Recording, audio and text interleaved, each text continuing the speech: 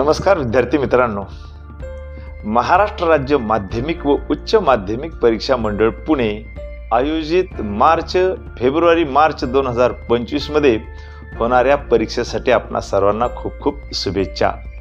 आज आपण सराव क्रमांक 1 गणित भाग 1 याविषयी प्रश्नपत्रिका आणि त्याचं गुणदान कसं असतं ते पाहणार आहोत। बारकाईने लक्ष द्या आणि आपला हा आजचा पहिला तास असणार आहे। आपण या डिसेंबर आणि जानेवारीमध्ये तब्बल 5 प्रश्नपत्रिका सोडून दाखवणार आहे। तेव्हा नक्कीच या प्रश्नपत्रिकेच्या माध्यमामधून तुमच्या ज्ञानात नव्हे तर तुमच्या टक्केवारीमध्ये वाढ होणार आहे। चला तर मी घेऊन जातोय तुम्हाला आजच्या सराव क्रमांक 1 आणि तो आहे गणित विषय 1 महाराष्ट्र राज्य माध्यमिक व उच्च माध्यमिक मंडळ पुणे म्हणजेच Maharashtra state board Pune syllabus असणारा हा गणित भाग 1 या विषय आपण सराव क्रमांक 1 जे आपल्या शाळेमध्ये उद्या दिनांक 23/12/2024 रोजी ठीक सकाळी 8 वाजता घेणार आहोत। पण ही प्रश्नपत्रिका तुम्हाला कशी सोडलेली आहे हे उद्या संध्याकाळी 23 तारखेला पाहायला मिळेल। पण त्या अगोदर हा व्हिडिओ पूर्ण पहा आणि नंतर आपल्या जे काही शंका असतील तुम्ही प्रत्यक्षात उद्याच्या सकाळी 8 ते 10:30 पर्यंत कशी उत्तरपत्रिका सोडलेली आहे, कोणत्या चुका त्या ठिकाणी तुमच्या झाल्या असतील त्या नक्कीच तुम्हाला या व्हिडिओमधून पाहायला मिळणार आहे। तेव्हा जाऊयात कृती पत्रिका क्रमांक 1 या ठिकाणी तुम्हाला शीट नंबर टाकायचा आहे, उजव्या बाजूला दिनांक टाकायचे आहे आणि त्यानंतर प्रश्न पहिला हा आपला कृती क्रमांक 1 आहे। त्यातील पर्याय ए हा पहिला प्रश्न एकूण 8 मार्काला असतो। त्याच्यापैकी ए हा 4 मार्काला आणि बी हा 4 मार्काला आहे। आता ए हा काय सांगतो बारकाईने वाचा। दिलेल्या पर्यायापैकी योग्य पर्याय निवडून त्याचे वर्णाक्षर लिहायचं आहे। म्हणजे तुम्हाला एक आकडा टाकून त्याच्या पुढं त्या पर्यायाचा क्रमांक आणि त्याचं उत्तर लिहायचं आहे, बाकी काही लिहायची गरज नाही। म्हणून पहिला प्रश्न आहे 1 5x + 4y = 20 या समीकरणाच्या आलेख काढण्यासाठी y = 4 असताना तुम्हाला x ची किंमत काढायची आहे। इथं y ची किंमत जर तुम्ही या समीकरणात टाकली, 4 ही किंमत 5x + 4 गुणिले y आहे, त्याच्या जागेवर 4 टाकली तर 4 चौक 16 होतील आणि हे 16 अधिक डावीकडून उजवीकडे आले तर 20 ला वजा होतील, म्हणजेच 20 - 16 बरोबर त्या ठिकाणी 4 राहिले आहेत। आता 5x = 4 तर x बरोबर किती? x बरोबर 4/5। 4 ला 5 ने भाग दिला तर पहिल्यांदा 4/5 पूर्ण भाग जात नाही म्हणून 0 घेतला, 40 झाले, दशांश चिन्ह दिलं, 45 म्हणजे पर्याय क्रमांक तुमचा डी असणार आहे।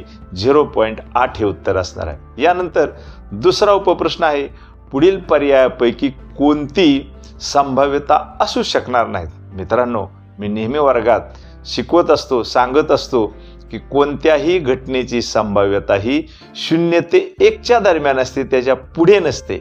मग आता पहिला जर प्रश्न पाहिला आपण 3/2, 3 ला 2 ने भाग दिला उत्तर किती येणार आहे? 1.5 येणार आहे, म्हणजे 1.5 गेली 1.5 च्या पुढे। दुसरा पर्याय पहा 2/3 म्हणजे या ठिकाणी दशांश अपूर्णांकात उत्तर आलेलं आहे आणि तेही 1 पेक्षा कमी आहे। त्यानंतर 1/3 हेही उत्तर 1 पेक्षा 0.9 किंवा या ठिकाणी 1 च्या आत आलेलं आहे आणि शेवटचं 5/6 म्हणजे 5/6 याचा जर तुम्ही भागाकार केला तर तो सुद्धा किती येणार आहे? या ठिकाणी 6 8 48 0.8 च्या आसपास येईल। मग या ठिकाणी ह्या 4 पर्यायापैकी कोणते उत्तर 1 पॉईंटच्या पुढे गेलेलं आहे? तर पर्याय क्रमांक 1 आहे 3/2 याचं उत्तर मात्र 1.5 म्हणजे 1.5 आलेलं आहे आणि कोणत्याही घटनेची संभाव्यता ही 1 पेक्षा जास्त नसते, 0 ते 1 च्या दरम्यानच असते। त्यानंतर तिसरा प्रश्न आहे dx = 99, dy = 108 आणि d = -9 असताना y ची किंमत किती? आणि फॉर्म्युला आहे dx/d बरोबर x ची किंमत निघते, dy/d y ची किंमत निघते आणि आपल्याला y चीच किंमत विचारली आहे। मग आपण सूत्र कोणतं वापरणार? dy/d। dy ची किंमत आहे 108, त्याला भागिले -9 अधिक वजाचा भागाकार वजा येतो। 9 ने भाग द्या बरं, 9 1 9, खाली राहिला 1, 9 2 18, म्हणजे आपलं उत्तर आलेलं आहे डी बरोबर -12 हा पर्याय क्रमांक सी असणार आहे। यानंतर चौथा प्रश्न आहे x वर्ग वजा x अधिक 5 बरोबर 0 या वर्ग समीकरणासाठी a ची किंमत किती असणार आहे। आणि मित्रांनो, कोणतेही वर्ग समीकरण ax वर्ग अधिक bx अधिक c बरोबर 0 हे सामान्य स्वरूपात मांडल्यानंतर a च्या जागेवर कोणती किंमत असणार आहे, x वर्गाचा सहगुणक 1 आहे। त्यानंतर वजा x म्हणजे bx आलेला आहे, मग bx म्हणजे b ची किंमत -1 आहे आणि स्थिर पद c हे 5 आहे, पण आपल्याला a विचारलेला आहे म्हणजे x वर्गाचा सहगुणक 1 आहे, म्हणजे याचा अर्थ पर्याय क्रमांक आपलं b असणार आहे। असा हा झाला पहिला A 4 मार्काचा। आता बी मध्ये 2 चारीची चारी सोडवायचे असतात। खालील कृती पूर्ण करा। त्यातील पहिली कृती आहे वर्ग बहुपदीची कोटी किती असते। आत्ताच सांगितलं मी, कोणतेही वर्ग समीकरण x वर्ग अधिक bx अधिक c बरोबर 0 हे वर्गीय समीकरण आहे आणि प्रत्येक या पदाची जर निरीक्षण केलं तर फक्त 2च कोटी असणारं एकच पद असतं, म्हणून वर्गीय बहुपदीमध्ये या ठिकाणी कोटी 2 असते। हे आपलं 1 मार्काचं उत्तर आहे। त्यानंतर 2y बरोबर 5x वजा 4 हे समीकरण सामान्य रूपात कसे मांडायचे आहे। आणि आपल्याला माहिती आहे ax अधिक by अधिक c बरोबर 0 हे रेषीय समीकरण असतं। मग ते रेषीय समीकरण म्हणजे चलपद 2 असतात आणि एक स्थिर पद असतं। दिलेल्या समीकरणात उजव्या बाजूला 5x वजा 4 आहे, मग आपण डाव्या बाजूचे 2y हे अधिक आहेत, हे जर उजवीकडे घेतले तर ते वजा होतील। मग आपल्याला काय तयार होईल, 5x वजा 2y आणि वजा 4 हे आहे असं समीकरण आपल्याला पाहायला मिळेल। 5x वजा 2y वजा 4 बरोबर 0। यानंतर तिसरं आहे LPG गॅस सिलेंडरचा वस्तू व सेवा कराचा दर 5% आहे, म्हणजे LPG गॅस सिलेंडर GST बरोबर 5% आणि GSTचा फॉर्म्युला काय आहे, GST is equal to SGST अधिक CGST, म्हणजे जेवढा राज्याचा कर असतो तेवढाच केंद्राचा असतो। मग एकूण कर किती आहे, 5% आहे, मग निम्मा किती झाला, 2.5%, म्हणजे राज्याचा states goods and service tax म्हणजे SGST 2.5% आणि केंद्राचा वस्तू व सेवा कर म्हणजे central goods and service tax म्हणजे CGST आपल्याला या ठिकाणी किती असणार आहे, 2.5% असणार आहे। यानंतर चौथं गणित आहे प्रति लिटर व कापलेले अंतर हे किलोमीटरमध्ये आहे आणि वाहनांची संख्या आहे, कारची संख्या आहे। मग हे वर्ग सलग आहेत आणि विचारलेला प्रश्न आहे की वरील सामग्रीसाठी कारच्या प्रति लिटर कापलेल्या अंतराचा मध्यक कोणत्या वर्गात येणार आहे। तुम्हाला मध्य काढायचं नाही, कोणत्या वर्गात येणार आहे। मग आपल्याला कोणत्या वर्गात येण्यासाठी दिलेली संचित वारंवारता आपल्याला अगोदर काढावी लागेल, पेक्षा कमी संचित वारंवारता, मग वर्ग, त्यानंतर वारंवारता आणि तिसरा कॉलम संचित वारंवारता। पहिला वर्ग आहे 12 ते 14, या वर्गाची संचित वारंवारता 12 आहे आणि त्या वर्गाची मूळ वारंवारता ही 12 आहे।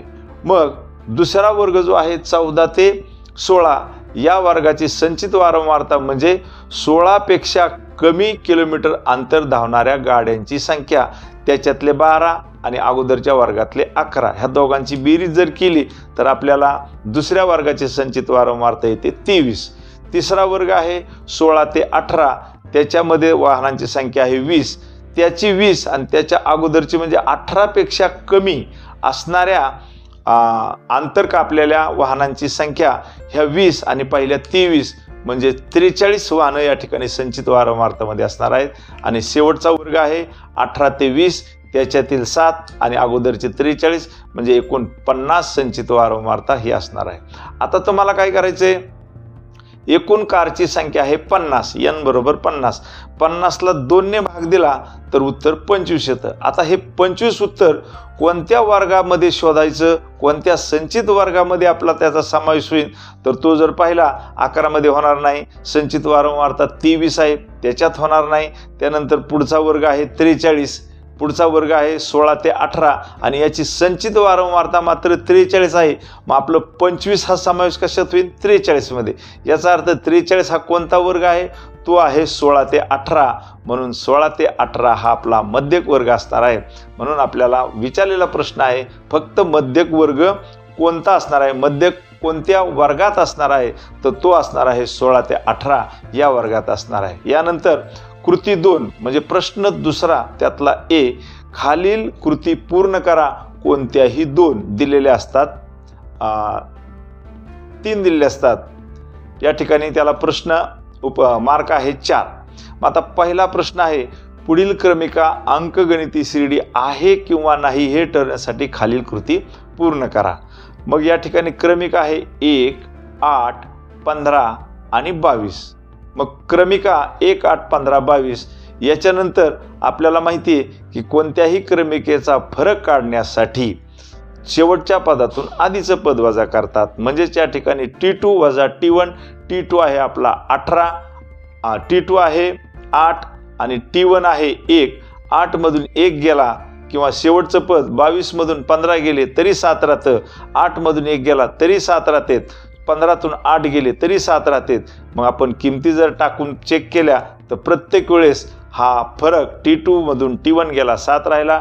T3 आहे आपला 13, 15. 15तून जर 8 गेले तरी 7 राहतात. म्हणजे तिन्ही ठिकाणी आपलं उत्तर हे 7 आलेलं आहे. सामान्य फरक 7 आहे. म्हणजे दिलेली क्रमिका ही अंकगणिती श्रेणी आहे. यानंतर पुढचा प्रश्न आहे दुसरा, 5m वर्ग वजा 22m वजा 22m वजा 15 बरोबर 0 ह्या वर्ग समीकरण अवयव पद्धतीने सोडण्यासाठी खालील कृती पूर्ण करा. मित्रांनो, x वर्गचा सहगुणक 5 आहे, म्हणजे m वर्गचा सहगुणक 5 आहे आणि शेवटचं पद वजा 15 आहे. म्हणजे वजा 15 आणि 5 यांचा गुणाकार वजा 75 येतो. गुणाकार वजा 75 आणि बेरीज मधल्या पदाचा सहगुणक वजा 22 आहे. अशा संख्या 2 शोधा की ज्या 2 संख्यांचा गुणाकार वजा 75 आणि त्याच 2 संख्यांची बेरीज वजा 22 येईल. मग कोणत्या संख्या असणार आहेत? ऑफकोर्स 25 त्रिक 75. 25ला वजा चिन्ह द्या, 3ला अधिक चिन्ह द्या. वजा 25 मधून 3 गेले, वजा 22 राहिले. मग आपली पहिली रिकामी जागा येणार आहे 5m वर्ग वजा 25m अधिक चौकटी कंसामध्ये फक्त 3 असणार आहे आणि पुढे m दिलेलाच आहे. आता 2 गट पाडले. पहिला गट 5m वर्ग वजा 25m आणि दुसरा गट 3m वजा 15 आहे. पहिल्या गटातून कॉमन 5m त्यांनी काढूनच दिलेला आहे. 5m कॉमन काढल्यानंतर कंसात m वजा 5 राहिले आणि अधिक दुसऱ्या गटातून 3 त्यांनी कॉमन काढलेला आहे. पहिल्या गटामधून आलेला कॉमन तोच दुसऱ्या गटामध्ये असतो. म्हणजे याचा अर्थ दुसऱ्या कंसामध्ये दुसरी रिकामी जागा m वजा 5 असणार आहे. आणि आता ह्या दोन्ही दुसऱ्या पायरीमध्ये m वजा 5 हा जर कॉमन काढला तर काय शिल्लक राहील? 5m अधिक 3 हा दुसरा कंस तयार झाला आणि 2 कंसांचा गुणाकार बरोबर 0. याचा अर्थ पहिला कंस बरोबर 0 किंवा दुसरा कंस बरोबर 0. m बरोबर m वजा 5 बरोबर 0 किंवा 5m अधिक 3 बरोबर 0. मग आपल्याला m ची किंमत काढायची आहे. m वजा 5 बरोबर 0. वजा 5 डावीकडून उजवीकडे आले तर ते झाले अधिक. म्हणजे पहिली रिकामी जागा आपली शेवटची 5 आलेली आहे आणि दुसरी तर त्यांनी काढूनच दिली आहे वजा 3/5. आणि म्हणून या वर्ग समीकरणाची मुळे 5 व वजा 3/5 अशी आहेत. यानंतर तिसरा प्रश्न आहे, चेतना स्टोअर्सने जुलै 2017 महिन्यात केलेल्या खरेदीवर 1,05,000 रुपये GST त्याच्या खिशातून दिला, त्याच्या पॉकेटमधून गेला व विक्री करून 1,22,500 रुपये GST गोळा केला, म्हणजे दुसऱ्याकडून घेतला. तर सदर कालावधीत चेतना स्टोअर्सला भरावा लागणारा देय GST किती? आता या ठिकाणी देय GSTचं सूत्र आहे देय GST बरोबर आउटपुट टॅक्स वजा इनपुट टॅक्स. मग अशा टायमाला काय करायचं? गेलेले पैसे काढून घ्यायचे, म्हणजे इनपुट टॅक्स झाला आणि गोळा किती केले? आउटपुट टॅक्स झाला. म्हणून पहिली रिकामी जागा चेतना स्टोअरचा इनपुट टॅक्स म्हणजे त्याचे गेले किती? 1,05,000 रुपयेच गेलेले आहेत. आता त्याने गोळा केलेला कर यातून आपल्याला वजा करायचा आहे. वजा देय GST बरोबर आउटपुट टॅक्स गोळा केलेला कर वजा इनपुट टॅक्स. मग गोळा केले किती? 1,22,500 आणि त्याचे गेले किती? 1,05,000. 1,05,000 हे वजा जर केले तर उत्तर आले आहे 22,000. म्हणजे चेतना स्टोअर्स यांना 22,500 रुपये हा देय GST आहे. मित्रांनो, हा होता पहिला प्रश्न आणि दुसरा प्रश्नातील A आकडा. आता पाहूयात आपण B, प्रत्यक्ष फ्यू बोर्ड आपण कशा पद्धतीने सोडवायचा मी तुम्हाला समक्ष सोडून दाखवणार आहे, तेव्हा बारकाईने लक्ष द्या.